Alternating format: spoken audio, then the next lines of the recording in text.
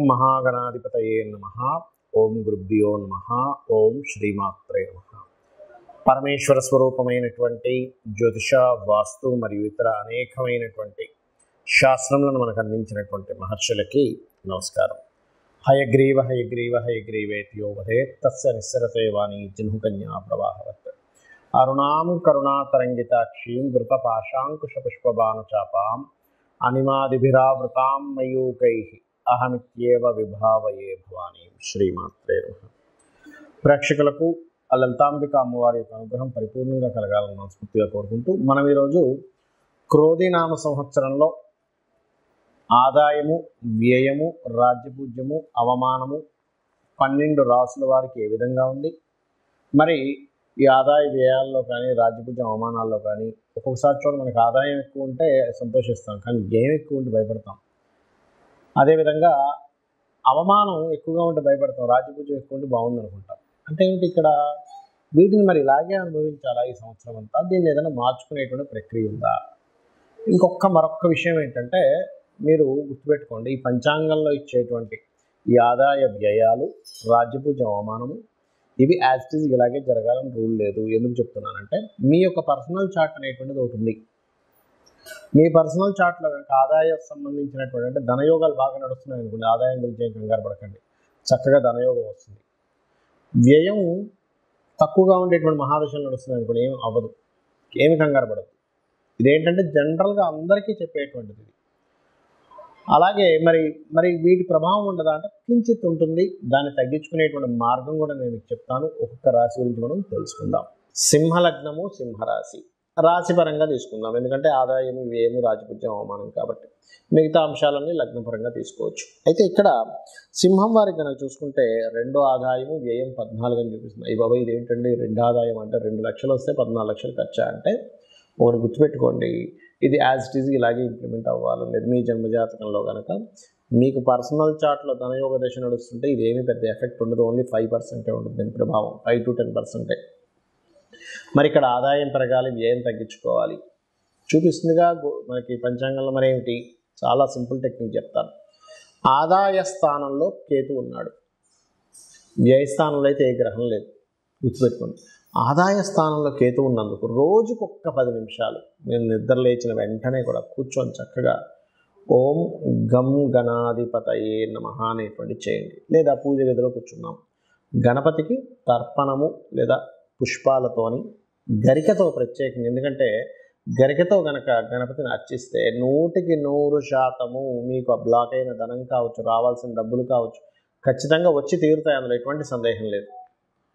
అలాగే మరొక విషయం ఏంటంటే, ఇక్కడ మీ సింహం వారికి ధనం రావాలి, వ్యయం తగ్గాలి అని అనుకుంటున్నారు కాబట్టి, వ్యయం తగ్గాలంటే బియ్యము దానంగా ఇవ్వండి. ఇప్పుడు ఈ 2, 14 ఉన్నటువంటి ఏదైతే ఉందో ఇది బ్యాలెన్స్ అవుతుంది ఖచ్చితంగా, అంత ఇబ్బంది అనేటువంటిది ఉండదు. ఇక అవమానము, రాజ్యపూజ్యము ఇవి కనుక చూసుకున్నట్లయితే 2 అంటే రాజ్యపూజ్యము 2, అవమానం 2 అంటే మెచ్చుకునే వాళ్ళ సంఖ్య 2, అవమానించే వాళ్ళ సంఖ్య 2. సో అవమానం తక్కువ ఉంది పర్లేదు, కానీ రాజ్యపూజ్యం పెరగలగా అంటే ఏం చేయాలి అంటే సూర్య నమస్కారాలు చేసుకోవడము, ఆదిత్య హృదయ పఠనం చదవడము, అదేవిధంగా లలితా అమ్మవారి యొక్క స్తోత్ర పఠనం చేయడము ఖచ్చితంగా మీకు ఇస్తుంది. అందులో పర్టికులర్గా మీరు రాజ్యపూజ్యం కలగాలంటే మొదటి నామం ఉంటుంది లలితసహస్రనామాల్లో, ఓం శ్రీమాత శ్రీ మహారాజ్ని శ్రీమత్ సింహాసనేశ్వరి అని, అది చేసుకుంటే రాజ్యపూజ్యం ఖచ్చితంగా పెరుగుతుంది. ఇక 2వ స్థానంలో కేతు ఉన్నందుకు కొంచెం రావాల్సిన ధనం కొంచెం ఆగుతూ వస్తూ ఉంటుంది. అలాగే ఇక్కడ గమనించుకున్నట్లయితే కాస్త ఈ సంవత్సరంలో ముఖ్యంగా మే మాసం నుంచి అక్టోబర్ వరకు ప్రాపర్టీ యోగం బలంగా చూపిస్తుంది. అంటే గృహము, వాహనము, స్థలము కొనుగోలు చేసేటువంటి యోగం బలంగా ఉంది, అందులో ఎటువంటి సందేహం లేదు. అదేవిధంగా కాస్త సంతానం కోసం మాత్రం కొంచెం ఎక్కువ ప్రయత్నం చేయాల్సినటువంటి స్థితిగతులు ఉంటుంటాయి. ఈ సప్తమంలో శని ఉన్నాడు కాబట్టి కొంచెం పార్ట్నర్స్తో కొంత స్ట్రెస్ ఉండడం కానివ్వండి, అదేవిధంగా వ్యాపార సంబంధించినటువంటి విషయంలో కొంచెం స్లోగా సాగుతూ ఉండడం, దాన్ని కొంచెం ముందుకు సాగాలి అంటే వ్యాపారమే కాకుండా వివాహ నిర్ణయాలు, వివాహ సంబంధించిన విషయాల్లో కూడా సప్తమంలో శని ఉన్నందుకు ఏమవుతుంటుంది, సర్వసాధారణంగా శని అనేటువంటి గ్రహం ఏంటంటే ఖచ్చితంగా ఇచ్చి తీరుతుంది మీకు ఏదైనా ఫలితం, కానీ స్లోగా ఇస్తుంది. ఇది ఒక్కటి గుర్తుపెట్టుకోండి. శని భగవానుడు అంటే ఇవ్వడం కాదు, అక్కడ స్లోగా ఇస్తాడు ఆయన, ఎందుకంటే కర్మ ప్రదాత, కర్మకారకుడు కాబట్టి ఖచ్చితంగా వస్తుంది ఫలితం, అందులో ఎటువంటి సందేహం లేదు. అలాగే మరొక విషయం ఏంటంటే ఇక్కడ చూసుకున్నట్లయితే మీకు ప్రొఫెషనల్గా ఎలా ఉండబోతుంది, ప్రొఫెషనల్గా అష్టమాధిపతి వచ్చి దశమంలో ఉన్నాడు అంటే ఏంటి, చక్కగా నడుస్తూ సడన్గా మార్పులు వస్తుంటాయి, ఇంప్రూవ్మెంట్స్ వస్తుంటాయి, అందులో ఎటువంటి సందేహం లేదు. కాకపోతే ఆ సడన్ మార్పులు ఏదైనా మనల్ని ఇబ్బంది పెడుతుంది అనుకుంటే కనుక లలితా సహస్రనామాల్లో ఫస్ట్ లైన్ అంటే ఓం శ్రీమాత శ్రీ మహారాజ్ని శ్రీమత్ సింహాసనేశ్వరి నమః ఒకటి, రెండవది ఏమిటి అంటే జయ గురుదత్త శ్రీ గురుదత్త అనే నామస్మరణ చేయండి. ఖచ్చితంగా మీరు ఏదైతే అనుకుంటుంటారో అంటే ఏది మీకు ఉద్యోగపరంగా యోగం అనేటువంటిది, ఉద్యోగంలో హైప్ అనేటువంటిది ఖచ్చితంగా జరుగుతుంది. దీంతో పాటు మరొక విషయం ఏంటంటే అష్టమ రాహు వల్ల పర్టికులర్గా మీకు కలిగేటువంటి ఫలితాల్లో వాహనాల మీద వెళ్ళేటప్పుడు కాస్త జాగ్రత్తగా వెళ్ళండి, ఎక్కువ స్పీడ్గా వెళ్ళకండి. వాహన సంబంధించిన విషయంలో వెళ్ళే ముందు ఒక్కసారి దుర్గాదేవి నామస్మరణ చేసుకొని వెళ్ళండి, అన్ని విధాలా మీకు బాగుంటుంది. ఇక్కడ మనము సంవత్సర ఫలితాలు చెప్పుకున్నాం క్రోధినామ సంవత్సరంలో. మరి క్రోధినామ సంవత్సరంలో మనకి దేశవ్యాప్తంగా ఎలా ఉంటుంది అయితే క్రోధినామ సంవత్సరం రాకముందే మనకి ముఖ్యంగా ఈ రవి కుజుడుతో కలిసి ఈ రాహు శనులతో సంచారం జరుగుతుంది. కాబట్టి ఆల్మోస్ట్ అంటే క్రోధినామ సంవత్సరం మనకి వచ్చేదానికంటే ముందే ఒక 2-3 నెలల ముందు నుంచే ఈ అనవసరం అంటే రాజకీయ పరంగా అనేకమైనటువంటి మార్పులు కావచ్చు, గొడవలు కావచ్చు, గందరగోళ పరిస్థితులు ఇస్తూ ఉంటుంది. కాబట్టి ఈ సంవత్సరం కొంచెం ప్రజలందరూ కూడా కొంతవరకు ఈ కోప స్వభావ సంబంధించినటువంటి విషయాలని పక్కన పెట్టాలి. ఎందుకంటే ఏదైనా ప్రాబ్లం వస్తే క్రోధం వల్ల వస్తుంది, గుర్తుపెట్టుకోండి. ఒకరి మీద కోపం పెంచుకోవడం వల్ల, ఒకరి మీద ద్వేషం పెంచుకోవడం వల్ల జరిగిపోయినటువంటి అంశాలని ఎక్కువగా మనం మననం చేసుకోవడం వల్ల వస్తుంది. అంటే ఈ సంవత్సరానికి ఉన్నటువంటి ప్రభావం అది. ఇంకోటి ఏంటంటే ఈ సంవత్సరానికి రాజు కుజుడయ్యాడు. కుజుడైనప్పుడు ఏమవుతుంది, కుజుడు అంటే ఏంటి, గొడవలకి, యుద్ధాలకి, ఒక రకమైనటువంటి యుద్ధ సంబంధించిన వాటికి కారకుడు అవుతాడు. కాబట్టి ఈ కారకుడు అయ్యాడు కాబట్టి ఈ యొక్క విషయంలో చాలా జాగ్రత్తగా ఉండాలి అనేటువంటిది క్రోధినామ సంవత్సరానికి ఉన్నటువంటి ఆ యొక్క ఫలితాలు చెప్తున్నాయి. అయితే ఇక్కడ నేను చెప్పేది ఒకటే, మీరు ఒకటే గుర్తుపెట్టుకోండి, మీకు ఈ సంవత్సర ఫలితాలు ఈ ఏదైతే ఉగాది ఫలితాల కంటే కూడా అతి ముఖ్యంగా మీరు చూసుకోవాల్సింది ఈ జన్మజాతక ఫలితాలే. ఎందుకంటే ఈ భూమి మీద ఒకే రాశిలో ఎంతమంది పుట్టినా, ఒకే నక్షత్రంలో ఎంతమంది పుట్టినా అందరి జీవితాలు ఒకలాగా ఉండవు. ఏదో కొద్దిగా ప్యారలల్గా కొన్ని మ్యాచ్ అవుతాయి కానీ అన్ని మ్యాచ్ అవ్వవు. అశ్విని నుంచి రేవతి వరకు మీరు చూసుకోవచ్చు. ఎందుకంటే కొన్ని వేల జాతకాలు పరిశీలన చేసి శాస్త్రంలో ఉన్నటువంటి విషయాలను నేను క్లియర్గా ఒక రీసెర్చ్ చేసి చెప్తున్నటువంటి అంశం ఇది. కావాలంటే మీరు కూడా రీసెర్చ్ చేసి తెలుసుకోవచ్చు. ఎందుకంటే మేషరాశి వారందరికీ కూడా ఒకలాగే ఇప్పుడు నడవదు, వృషభ రాశి వాళ్ళందరికీ ఒకలాగే నడవదు. ఎందుకు అలాగా అంటే వాళ్ళు పూర్వజన్మల్లో చేసినటువంటి కర్మ వల్ల వాళ్ళకి నడుస్తూ ఉంటుంది, గుర్తుపెట్టుకోండి. అందుకని ఏమిటి, మీ యొక్క జన్మజాతకంలో ఎలా ఉంది, మీ జన్మజాతకంలో మీ లగ్నాధిపతి ఎలా ఉన్నాడు, మీ ధనాధిపతి ఎలా ఉన్నాడు, మీ ధనం ఎందుకు ఆగిపోతుంది, ఎందుకు రావట్లేదు, ఎందుకు ఎక్కువ సంపాదించలేకపోతున్నారు, మీ ధనాధిపతి చెప్తాడు. అదేవిధంగా మీరు ఏ డైరెక్షన్లో ఉంటే బాగుంటుందో మీ చతుర్థాధిపతి మీ పేరులో ఉండే వరకు చెప్తుంది. అదేవిధంగా మీ సంతానం ఎందుకు ఇబ్బంది పడుతుంది, లేకపోతే మీకు సంతానం ఎందుకు లేదు, లేకపోతే ఫ్రెండ్స్ వాళ్ళు ఎందుకు మోసపోతున్నారు, రాజకీయాల వల్ల ఎందుకు టైం వేస్ట్ అవుతుంది, లేకపోతే క్రియేటివ్ ఫీల్డ్లోకి వెళ్ళి ఎందుకు బాగా రాణిస్తున్నారు, ఎందుకు రాణించట్లేదు అని మీ పంచమాధిపతి చెప్తారు.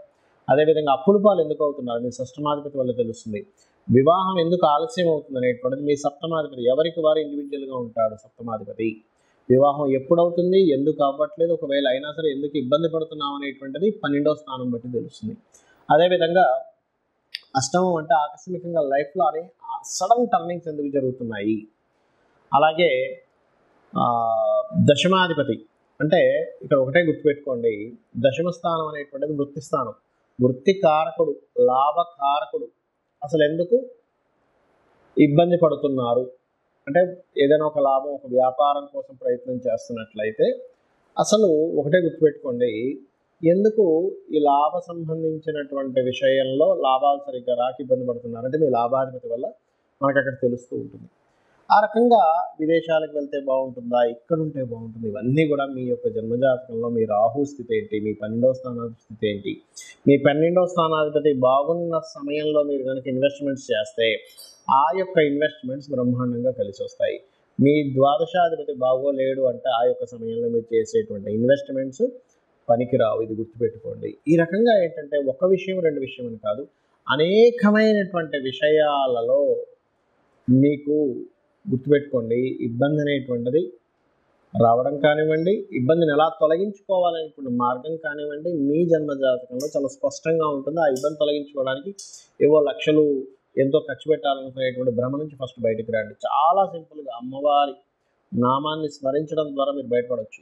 దానికి ఏం టెన్షన్ పడాల్సిన అవసరం లేదు. అయ్యో ఏదో అయిపోతుంది, ఏమక్కర్లేదు. చక్కగా లలితా సహస్రనామంలో ఒక నామం తీసుకొని తప్పులు లేకుండా చక్కగా ఉచ్చరించుకొని మీరు కనుక రోజు ఒక అరగంట సేపు చేశారంటే ఖచ్చితంగా అమ్మవారు మీకు ఆ సమస్యను తీర్చేస్తున్నారు, ఎటువంటి సందేహం లేదు.